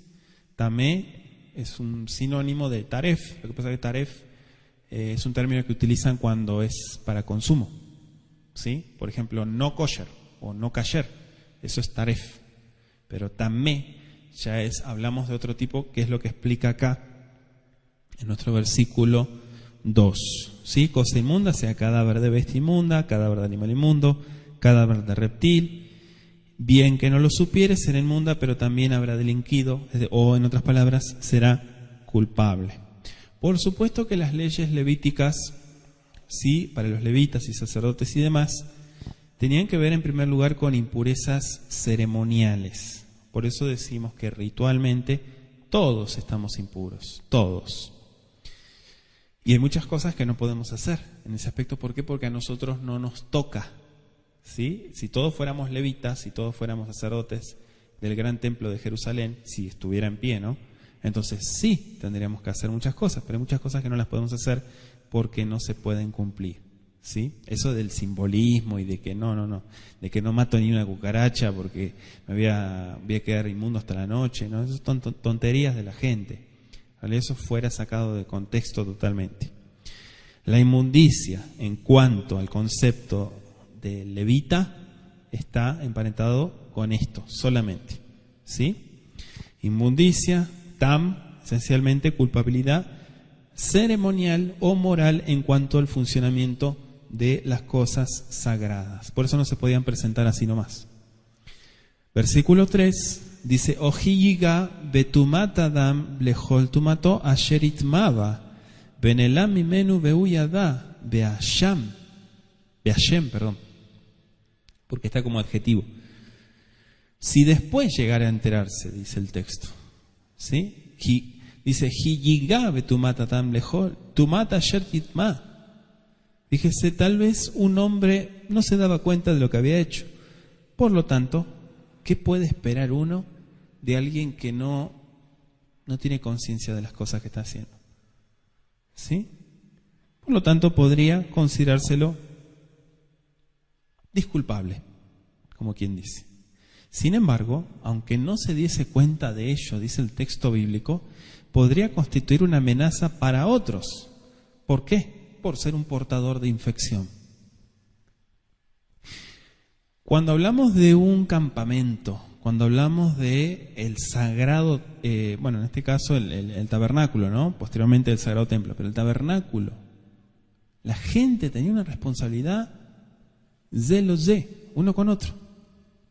Cada uno tenía que velar por el otro. De ahí que viene la famosa frase, Kol Israel Arevin ze lo ze. Todo Israel es responsable uno de otro. ¿Sí? Y es por eso que se ayudaban unos a otros para mantener esto en pie. Entonces entendemos lo que dice acá, es que muchas veces la gente también cierran los ojos a la luz, convenciéndose a sí mismos de que al no verla no serán responsables de ella. Cuando digo la luz me refiero a la revelación divina. Pero en realidad eso es una tontería. ¿Por qué? Porque en el juicio todos tendremos que dar cuenta, no solo de lo que sabemos, sino también de lo que podríamos haber sabido si hubiésemos hecho el esfuerzo por aprender. Por eso es importante el tiempo. Yo le decía, tu tiempo y mi tiempo es importante. No lo perdamos en tonterías. Versículo 4. Onefesh ki tishabá, levate veisfataim, leara, o leitib lechol asher, yivate adam bishvua, benelam mimenu, beuyada, beashem leachatat maele, o meele. Fíjense que dice el versículo 4, si alguno jurare, y la palabra es shabá,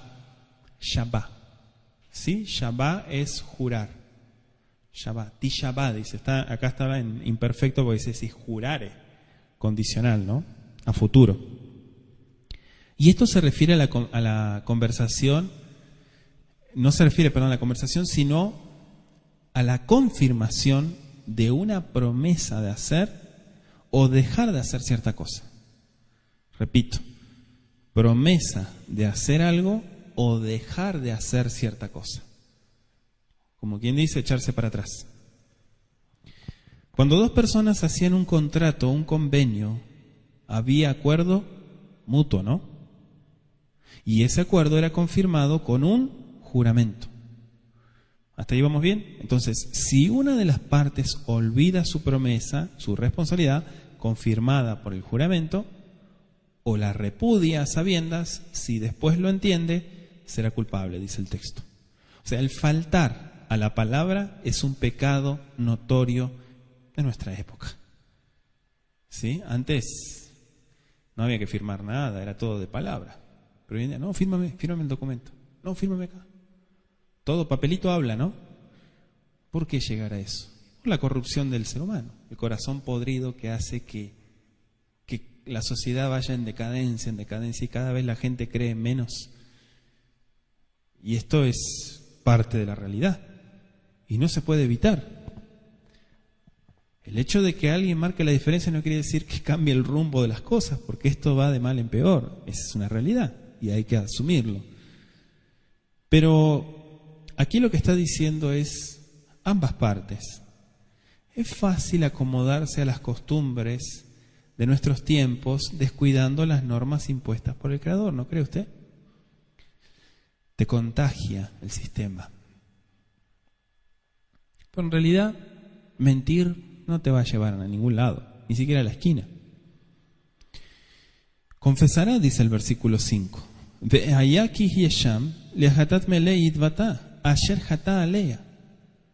Es culpable y lo sabe. No basta con una confesión general, debe confesar aquello en que pecó. Ninguna otra confesión servirá. Verso 6. Al hatato asher hatane keva minat son kisva o seirat isim lehatat behiper alab a kohen mehatato. Dice para su expiación, mehatato. Su ofrenda debía ser, dice, de una cordera, una cabra, dice el texto hebreo, pero siempre nekevá, hembra. Y estas serán ofrecidas de la manera habitual, haciendo el sacerdote expiación por el pecado cometido.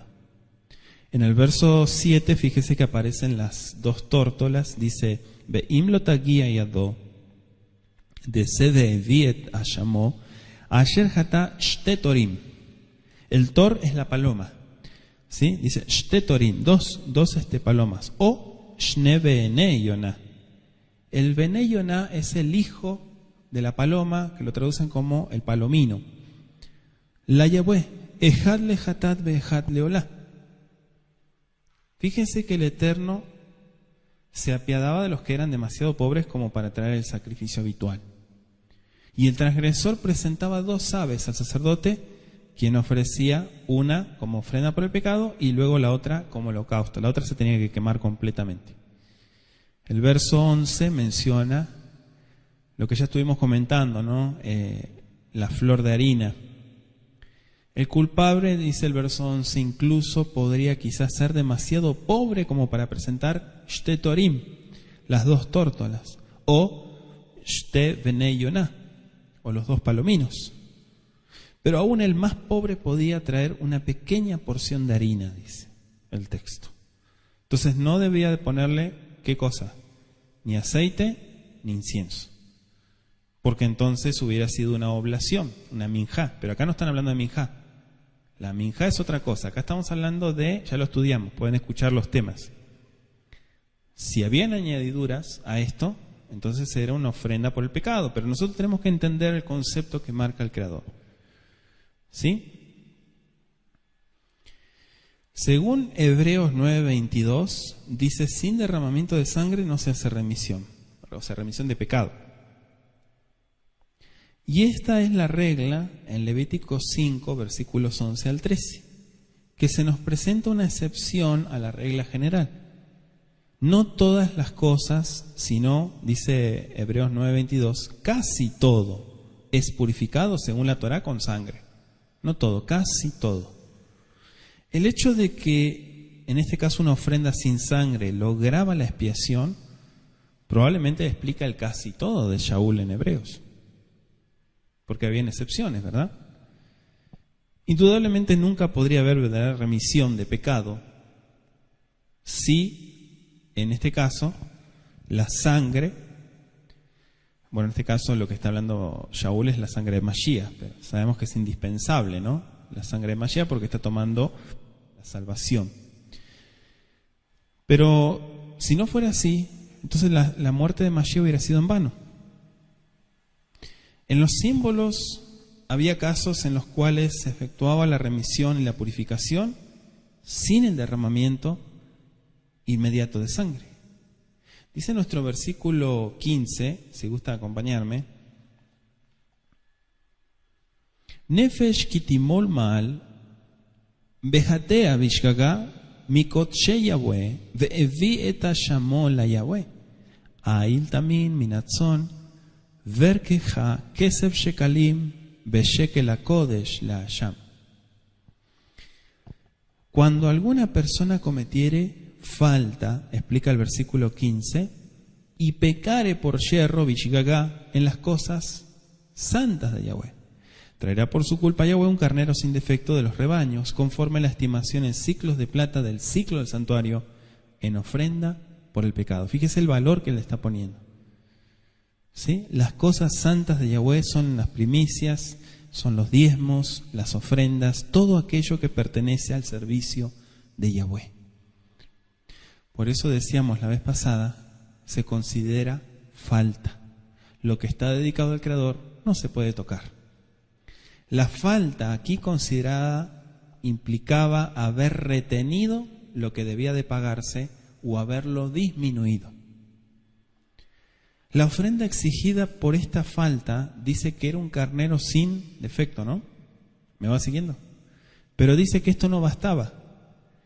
El que había cometido la falta debía también hacer restitución, añadiendo, ¿cuánto dice? La quinta parte, ¿no? La quinta parte. Como que hubiera robado. un ladrón. Y esta disposición tenía por objeto impedir una retención deliberada, aunque fuera transitoria, de lo que correspondía dar. En caso de duda en cuanto a la cantidad implicada, el sacerdote era quien debía de calcular el monto. Luego de haberse hecho la restitución, el sacerdote hacía, dice el verso 16, expiación por él con el carnero del sacrificio por el pecado. Kodshe Yahweh significa lo que ya de por sí está dedicado a él. Bikurín, Maaser, primicias, diezmos, minjá, todo lo que ya está establecido como obligatorio. ¿Me explico? No está hablando de cosas sagradas de muebles, porque eso ya estaba ahí y la gente no podía meterse a ese lugar. Está hablando de lo que la gente podía hacer para que la obra caminara.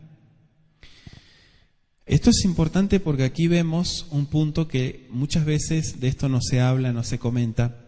Y fíjese que el verso 17 dice: Ve'im nefesh kitejeta ve'aseta achat mikol mitzvot Yahweh asher lo teasena velo yada ve'ashem benasa abono. ¿Qué significa abono? Su transgresión. Pero también abon es un tipo de maldición. Hay gente que no sabe eso. Lo estuvimos comentando en otros temas.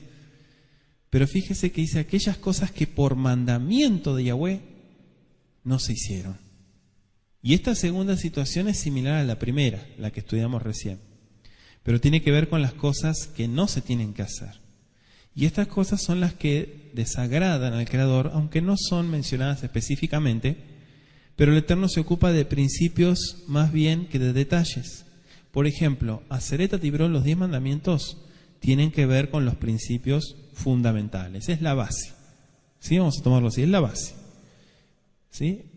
Y el mandamiento, por ejemplo, no hurtarás, ¿sí? O lotiknov, que es no robarás, no especifica qué cosa no debe ser robada. Lo abarca todo. No dice no robes tal cosa. No robes nada. Entonces acá no dice no hurtarás las grandes cosas o cosas grandes. Y las chiquitas no. Tampoco dice no hurtarás las cosas pequeñas. Simplemente dice lotiknov. Entonces en el caso que consideramos, el Eterno podría haber dado más detalles. Y si así hubiera sido, algunos podrían haber tenido la tentación de pensar que las cosas mencionadas eran más graves que las omitidas. Por eso el Eterno incluye todas las abonot, todas las transgresiones en la frase que dice todas aquellas cosas que por mandamiento de Yahweh no se tienen que hacer. Lo tirzaj, lo tinov, ¿sí? Y seguimos, lo tajmot, ya dijo que no se haga. Y es general. Entonces nadie puede o nadie podía aducir ignorancia, aunque la sentencia puede haber parecido dura, era justa. Verso 18, Ve'il tamim, binatzot berkeja, leasham el akohen vejiper alav, akohen ala shigreato, asher shagag veulo yada, benixlachlo. Otra vez el tema que estuvimos estudiando, capítulos 4 y capítulo 5. Bishgaga o Shegaga, la ignorancia. La ignorancia es algo de lo cual la gente se tiene que arrepentir. La ignorancia. Generalmente muchos dicen no se considera como transgresión a la ignorancia, pero sí es algo que el Eterno no le agrada.